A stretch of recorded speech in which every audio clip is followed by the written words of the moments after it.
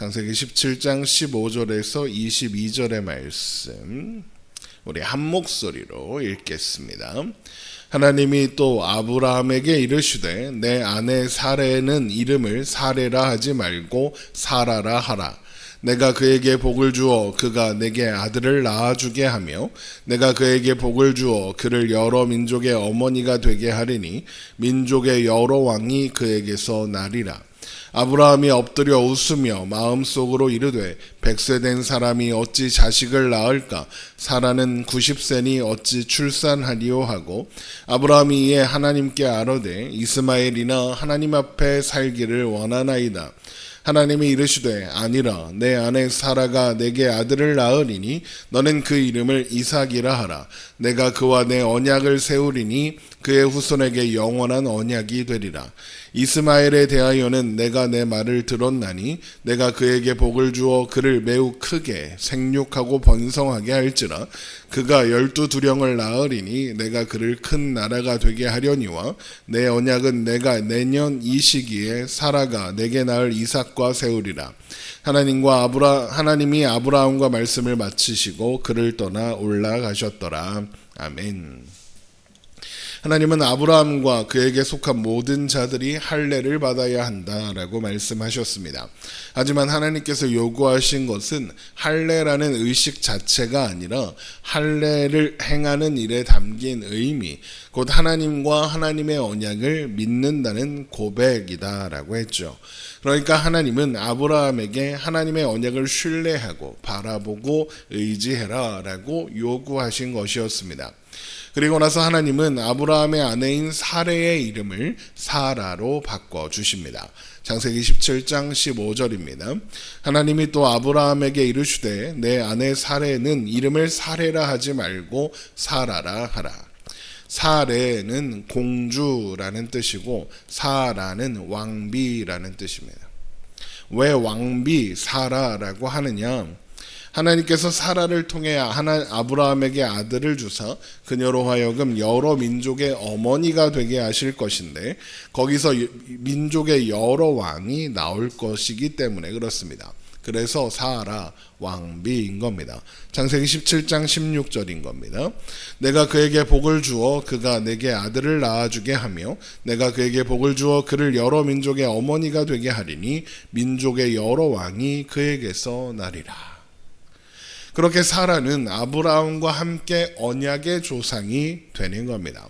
그래서 신약 성경을 보면 사라가 약속을 상징한다는 내용이 여러 곳에서 베드로전서 3장이나 갈라디아서 4장 같은 곳에 보면 그런 이야기가 나오고 있는 겁니다. 그런데 이런 사라에 대한 약속을 받은 아브라함이 웃습니다. 아브라함은 이미 이때 99세고 100세가 가까운 거고 그러면 사라는 89세, 90세가 가까운 겁니다. 이미 임신하고 출산할 수 있는 나이가 아니라는 겁니다. 그래서 아브라함이 말도 안 되는 소리라고 생각하며 웃는 거죠. 창세기 17장 17절입니다. 아브라함이 엎드려 웃으며 마음속으로 이르되 100세 된 사람이 어찌 자식을 낳을까? 사라는 90세니 어찌 출산하리요. 사라가 출산하는 나이가 90세입니다. 그러니까 지금 이 시점은 아브라함이 99세, 사라가 89세인 거고 아브라함이 100세다, 90세다 하는 건 다 90세가 다 됐는데 100세가 다 됐는데 이렇게 말하는 겁니다. 어쨌든 아브라함은 하나님의 말씀이 불가능한 일이다라고 생각한 겁니다. 그래서 불가능해 보이는 일보다 아브라함이 생각할 수 있는 최선의 대안을 하나님 앞에 제시하는 겁니다. 그게 뭐겠습니까? 바로 이스마엘이죠. 창세기 17장 18절입니다. 아브라함이 이에 하나님께 아뢰되 이스마엘이나 하나님 앞에 살기를 원하나이다. 물론 상식적으로는 아브라함의 말이 옳습니다. 아브라함과 사라는 이미 신체적으로 임신할 수 없는 상태가 맞습니다. 하나님이 그걸 모르실 리 없습니다. 그러나 그럼에도 불구하고 하나님이 그렇게 하겠다라고 하시는 겁니다. 그러면 이게 무슨 의미겠습니까? 하나님께서 그 약속을 이루시는 데에 아브라함의 신체적 조건이나 상황, 현실은 중요하지 않다는 겁니다. 할례가 그런 의미였잖아요. 생식기가 없어도 상관없다라고 하시는 하나님의 말씀을 믿는다는 고백이 할례라고 했죠. 그러니까 중요하지 않다는 겁니다. 신체적인 조건은. 애초에 하나님은 아브라함의 어떤 조건을 보고 그것을 이유로 삼아, 근거로 삼아 아브라함을 선택하지 않으셨습니다. 그래서 아브라함의 믿음 없음과 또 잘못 때문에 그 약속을 취소하지도 않으시는 겁니다. 아브라함에게는 하나님의 약속을 이끌어낼 만한 그 어떤 것도 없습니다. 아브라함의 인생 속에서 하나님의 약속이 유일한 근거고 또 원인이 되는 분은 오직 하나님뿐입니다. 하나님이 근거입니다. 하나님이 약속하셨으니까 이루는 겁니다. 하나님께서 먼저 아브라함을 찾아오셨고 그를 불러 본토 친척 아비집을 떠나게 하셨고 가나안에 오게 하셨습니다. 하나님이 하셨습니다. 아브라함의 약속하신 일을 이루시는 분은 하나님입니다. 그리고 하나님은 그것을 실패하지도 포기하지도 않으실 겁니다. 그래서 아브라함의 불가능이 또 사라의 불가능이 하나님의 불가능은 아니라는 거죠. 그래서 하나님은 이스마엘이나 잘 키우겠다는 아브라함에게 그렇지 않다고 사라를 통해 아들이 태어날 거고 그 이름을 이삭이라 하라고 이삭이 하나님께서 아브라함과 세운 언약의 자손이 될 거라고 말씀하시는 겁니다. 창세기 17장 19절입니다. 하나님이 이르시되 아니라 내 아내 사라가 내게 아들을 낳으리니 너는 그 이름을 이삭이라 하라. 내가 그와 내 언약을 세우리니 그 후손에게 영원한 언약이 되리라. 이삭은 웃다라는 뜻입니다. 아브라함의 허탈한 비웃음을 진정한 웃음, 진정한 기쁨이 되게 하시겠다는 약속이 이삭이라는 이름 안에 담겨 있는 겁니다. 물론 이스마엘에 대한 약속도 별도로 따로 있습니다. 그 약속은 그 약속대로 이루실 거죠. 창세기 17장 20절입니다. 이스마엘에 대하여는 내가 내 말을 들었나니 내가 그에게 복을 주어 그를 매우 크게 생육하고 번성하게 할지라 그가 12두령을 낳으리니 내가 그를 큰 나라가 되게 하려니와. 이것은 하갈에게 약속하신 내용의 확인입니다. 하지만 약속의 자녀는 이스마엘이 아니라 이삭입니다. 창세기 17장 21절입니다. 내 언약은 내가 내년 이 시기에 사라가 내게 낳을 이삭과 세우리라 입니다.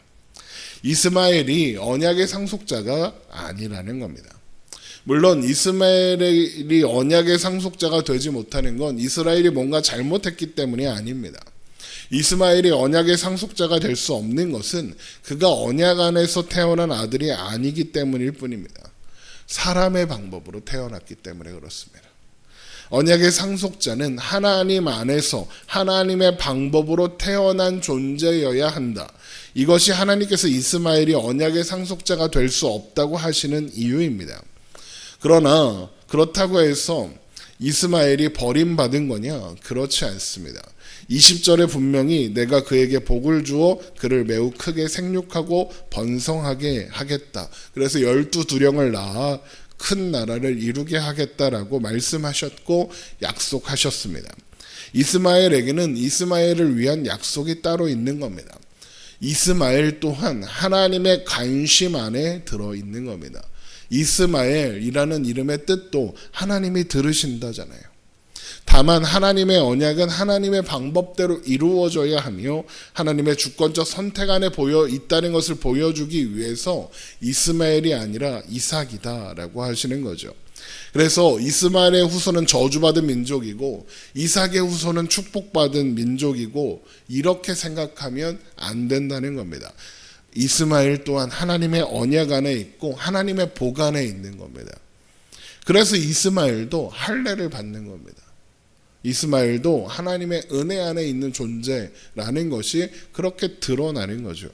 그렇게 다시 한번 약속을 확인시켜 주신 하나님은 아브라함을 떠나셨고 아브라함은 하나님께서 명령하신 대로 자신과 그의 집에 속한 모든 남자에게 할례를 받게 했습니다. 창세기 17장 22절입니다. 하나님의 아브라함과 말씀을 마치시고 그를 떠나 올라가셨더라. 이에 아브라함이 하나님이 자기에게 말씀하신 대로 이날에 그 아들 이스마엘과 집에서 태어난 모든 자와 돈으로 산 모든 자 곧 아브라함의 집 사람 중 모든 남자를 데려다가 그 포피를 베었으니 아브라함이 그의 포피를 벤 때는 99세였고 그의 아들 이스마엘이 그의 포피를 벤 때는 13세였더라. 그날에 아브라함과 그 아들 이스마엘이 할례를 받았고 그 집의 모든 남자 곧 집에서 태어난 자와 돈으로 이방 사람에게서 사온 자가 다 그와 함께 할례를 받았더라. 아브라함은 어떤 생각으로 할례를 했을까요? 하나님의 약속을 신뢰하는 믿음으로 했을 수도 있고 아직은 반신반의하지만 하나님이 하라고 하시니까 했을 수도 있습니다. 어느 쪽이든 아브라함이 성장했습니다. 하나님의 말씀을 따라 행하는 것이 그에게 유익한 일이라는 것만은 확실히 알고 있게 된 겁니다. 그러니까 할례를 행하는 겁니다. 아브라함의 믿음 없음이 점점 믿음 있음으로 변해가는 과정 속에 있다라는 거죠. 그리고 아브라함을 인도하신 그 방식 그대로 하나님은 우리를 인도하고 계십니다. 때로는 납득되지 않고 이해되지 않는 일도 있을 겁니다. 이미 나이가 많아 생물학적으로 임신할 수 없는데 아들을 낳을 거라고 하십니다. 그러나 아브라함의 불가능이 하나님의 불가능이 아닌 것처럼 우리의 불가능이 하나님의 불가능은 아닙니다. 하나님의 약속은 우리의 상황, 상태, 실력과 상관없이 하나님의 뜻 가운데서 하나님의 주권과 전능하심으로 성취되고 이루어지는 일입니다. 하나님께서 우리를 구원하사 하나님의 자녀로 삼으시고 하나님 앞에 온전한 자 되기까지 이끌어 가실 겁니다. 우리를 믿음 없음의 자리에서 믿음 있음의 자리로 데리고 가실 것이고 그렇게 하나님 안에서 하나님 나라를 살게 하실 겁니다.